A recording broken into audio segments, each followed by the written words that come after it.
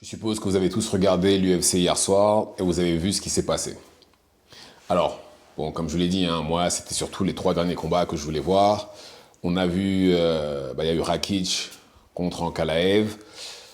Comme je l'ai dit, hein, Rakic a donné un combat plus difficile que prévu à Ankalaev, ce qui a résulté à un combat serré.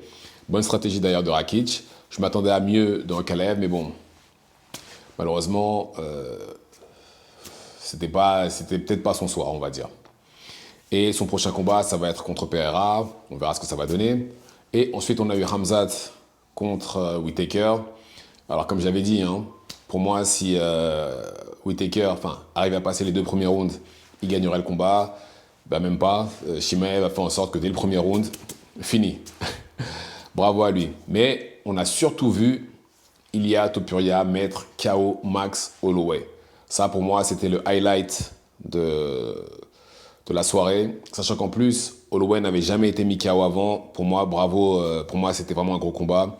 Et bravo à Ilia Topuria pour ce qu'il a réalisé. Il a réussi là où d'autres gros punchers ont échoué, comme Poirier, gros puncher, Gaethje, gros puncher, McGregor, gros puncher. Et pourtant, aucun d'entre eux n'a réussi à le mettre KO. Donc, bravo à Topuria.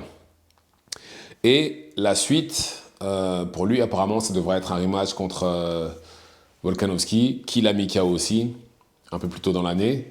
Et je pense que ça va être pour l'UFC à Sydney. On verra, pour l'instant, rien d'officiel, mais apparemment, l'UFC de Sydney, ça va être aux alentours du mois de février, donc voilà. Mais là, maintenant, la question qui se pose, c'est est-ce que c'est le combattant de l'année? Est-ce que Topuria est le combattant de l'année en 2024? Parce que oui, il a eu 2 combats, mais 2 combats exceptionnels, qui les 2 se sont terminés par KO. Mais il faut voir aussi la qualité des adversaires qu'il a eu en face de lui. Parce que c'est surtout ça, en fait, le plus important.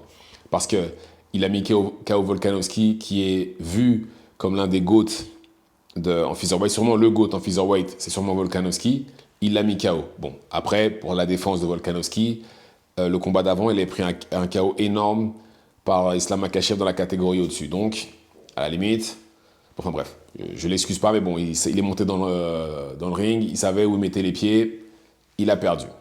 Mais il a pris un KO juste avant, je tiens juste à préciser. Un KO qui n'était pas nécessaire d'ailleurs, c'est lui qui a décidé de monter, donc ce qui lui arrive après, c'est de sa faute. Et il a mis KO Max Holloway, qui est top 5, et il n'est pas 5e en featherweight, sachant qu'il a été champion aussi. Il l'a mis KO, ça n'avait jamais été fait avant, donc ça aussi, prestation à applaudir. Comme j'ai dit, il a affronté beaucoup de gros punchers, et pourtant, c'est quelqu'un de plus petit, moins costaud que lui, qui a réussi à le mettre KO. Et, en fait, si vous regardez bien, en gros, cette année, il a eu en face de lui deux légendes qu'il a mis KO. Bon, le premier, autant Max Holloway, j'ai trouvé que, pour moi, après, je sais pas comment vous avez scoré, mais pour moi, il y avait un partout en allant au 3e round. Le premier, Holloway. Deuxième, justement, Topuria. Et troisième, Topuria commençait justement à faire le taf. C'est ce qui a abouti au KO. Mais voilà, le combat contre Volkanovski, c'est quasiment allé que dans son sens. Il a fini par le mettre KO aussi. Donc, pour moi, il a eu une très très très bonne année et je pense qu'il est légitime pour être au moins nominé pour être combattant de l'année. Mais il y en a un aussi qui peut réclamer ce titre-là, et c'est tout simplement Alex Pereira. Alex Pereira a combattu 3 fois cette année.